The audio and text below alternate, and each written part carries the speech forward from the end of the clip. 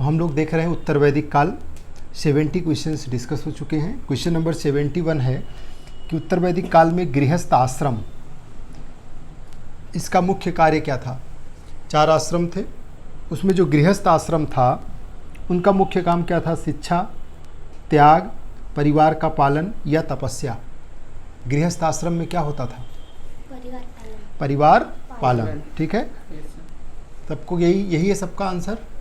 ठीक, बिल्कुल सही है। परिवार का जो पालन पोषण था वही गृहस्थ आश्रम का सबसे मुख्य हिस्सा था।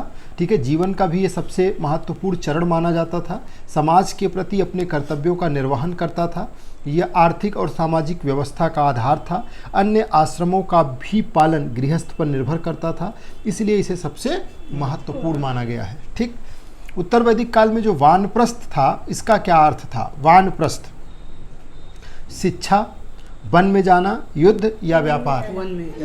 वन में जाना। ठीक है, तो वानप्रस्थ भी एक आश्रम था। इसमें व्यक्ति सांसारिक जीवन से दूर होकर के वन में निवास करता था और आध्यात्मिक साधना करता था। गृहस्थ जीवन के बाद का चरण था जिसमें व्यक्ति धीरे धीरे संसार से अलग होता था।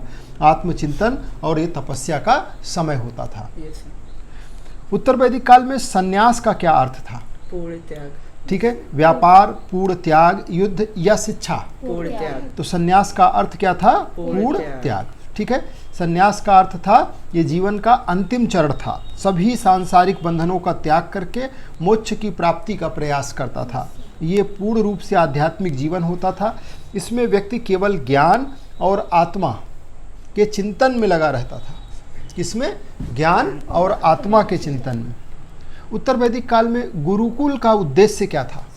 शिक्षा। व्यापार था, शिक्षा था, युद्ध था, कृषि था। शिक्षा।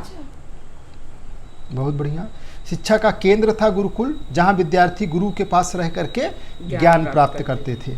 शिक्षा का जो उद्देश्य था ये बहुत इंपॉर्टेंट है, ध्यान रखिएगा, बार बार पूछा जाता है।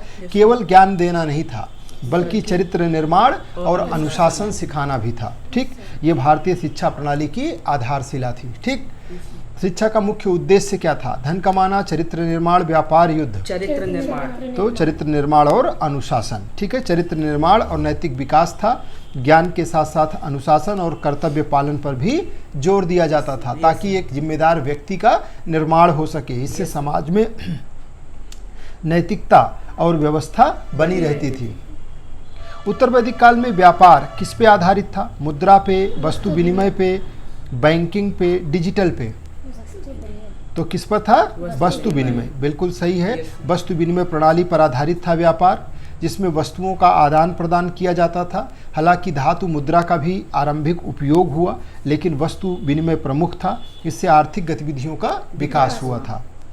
कृषि, उत्तर वैदिक काल में कृषि का विकास किससे हुआ। लोहे से। लकड़ी से, लोहे से, पत्थर से, तांबा से।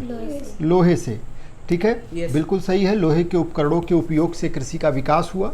इससे जंगल साफ हुए, खेती आसान हुई, उत्पादन बढ़ा, समाज स्थिर हुआ और आर्थिक विकास का ये प्रमुख कारण था। ठीक, उत्तर वैदिक काल में समाज का स्वरूप कैसा था। समान था, विभाजित था, स्वतंत्र था, आधुनिक था।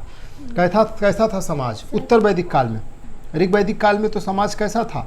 समान था, समतामूलक। उत्तर वैदिक काल में कैसा हो गया। विभाजित हो गया। समाज जो था वो वर्ण व्यवस्था के कारण, समाज वर्ण व्यवस्था के कारण विभाजित हो गया। 4 वर्गों में समाज बट गया और समाज असमानता से ग्रस्त हो गया। इससे सामाजिक संरचना जो थी वो तो मजबूत हुई, लेकिन असंतोष भी बढ़ता गया। उत्तर वैदिक काल में स्त्रियों की स्थिति क्यों गिरी। शिक्षा, वर्ण व्यवस्था, युद्ध या व्यापार, किसके कारण गिरी। वर्ण व्यवस्था के कारण स्त्रियों की जो स्थिति है, वर्ण व्यवस्था और सामाजिक कुरीतियों के कारण स्त्रियों की स्थिति गिरी। उन्हें शिक्षा और स्वतंत्रता से क्या कर दिया गया, वंचित। इससे लैंगिक असमानता, ठीक है, जेंडर इनइक्वालिटीज बढ़ गई। ठीक, उत्तर वैदिक काल में धार्मिक परिवर्तन का क्या कारण था।